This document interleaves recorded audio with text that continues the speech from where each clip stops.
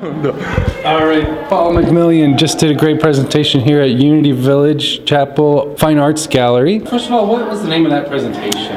Well, it was for the homeless. What I work on, it's called A Human Story, and it's just pretty much about them and the way they've had to live and how society still treating them and how they're surviving on the streets. Great, and you showed us some photos of several homeless people. And what would your normal routine be? When I approach them and they acknowledge me that I'm coming towards them, I first acknowledge that I'm not there to harm them, that I have gifts for them, basically, some way of helping them, whether it's clothing or toiletries or something like that. It's kind of a two-way street, really. They're serving me because I get to feel like I've done something for mankind, and they are winning. So when you're bringing some good stuff to people, there's not people that don't some way acknowledge what you're doing for them. How long have you been doing this? I started looking at it, I think it's been about 6 years now. In fact, it was 2010 is when I started. So yeah, it's right at 6 years. Great. And you talked about having to get releases, model forms from them. Tell us a little bit more about that again. Well, when you're on the streets, again, you have to make the decision whether it's appropriate to photograph them and why you're going to photograph them. I call my intent. What am I doing to do with this? Is it for art? Is it to tell a story? Is it a society story? What am I going to do with this? Is it going to be used some way? And if it is in public domain, then I don't have to worry too much other than giving respect to who they are, my intent of what I'm doing the photograph for. But if it's going to be a portrait of you, and I think you're a cool looking guy, or you've had a face that really stood the time, you had a lot of scars on it, then I'll approach you and say, I'd like to photograph you. You're an interesting looking person, and would you give me a model release? And they will either acknowledge yes or no. And I had one case, I think was on the film that we did, that the man acknowledged that he'd do it and then gave me an alias, and they couldn't use it after all because he was fraudulently giving me the wrong name. But it's kind of acknowledging on two-way street that he's acknowledged that it's okay for me to take the person that he is, the human that he is, and that I can use that in a trusting way. Great. Here are some of your photographs behind you there. Any particular ones you want to tell us about? Well, the one in the center up here is a gentleman that we found on the streets, and I had approached him and asked him, fun teasing kind of with him, what's all this shit you got on here? And he stopped me and he said, that's my stuff. And he had about 200 pounds of stuff that he has pushed from the East Coast, and he was going to the West Coast.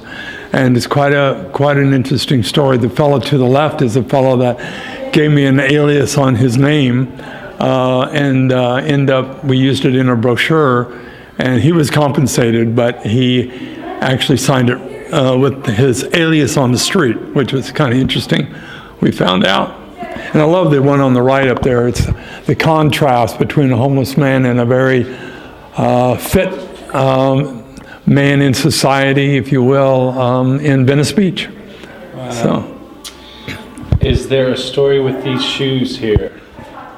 It really represents what the needs are, and it represents kind of these shoes will take you anywhere, and be careful where you go with these shoes. I found some new camps for me in Kansas City, and they are very difficult to get to approach them, it is. But I'm finding young people in their 30s. One man, in fact, this man right here was a roofer, fell off the roof, broke his ribs, and he's in very bad condition, and he can't work any longer. So he doesn't have enough money for rent, he doesn't have enough money for a car, so he joined this camp, and they're all young people, and we have found 2 young women in these 2 camps. of 10, 12 people each camp, and they're living in this condition right now, which is 0 degrees tonight, and they're living and they're asking for, of course, gloves, but candles. I found out really the warmth of one candle. If you think about what one candle will do, it will keep you from having frostbite overnight. Pretty special. I'm losing fingers. And this gentleman on the upper right, we're told in our presentation, asked me for some soap a couple of years ago. I gave him the soap, and I ended up seeing him down at Union Station in the big fountain, the City of Fountains, and doing his laundry. He's doing his underwear, and the fountain was foaming. It was quite quite fun to see, and it was kind of neat to see this man taking care of himself in his own way. They do try to take care of themselves. Great. And Paul, you've been doing this with homeless in Kansas City and around the country for about 5-6 years. Yeah. How long have you been doing photography? Since I was 14. It is one of the greatest professions that I could think that anybody could ever have. It's taken me anywhere I want to go. I have photographed presidents, I have Supreme Court justices, governors, homeless, Hollywood stars, Dick Clark, Goldie Hawn, Don Johnson, name after name after name, and I've been in and out of these lives of these people in my career. I photographed over 5,000 weddings. This has served me well. I loved what I've done.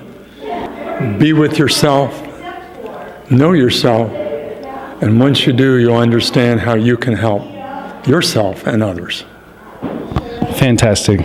Thank you, Paul, for sharing your art, for sharing your love, your generosity. Thank you for being part of the Buddha Brunch. This has been the Buddha Brunch. Thank you for watching. See you guys. Peace. It's good. Thank you again for that.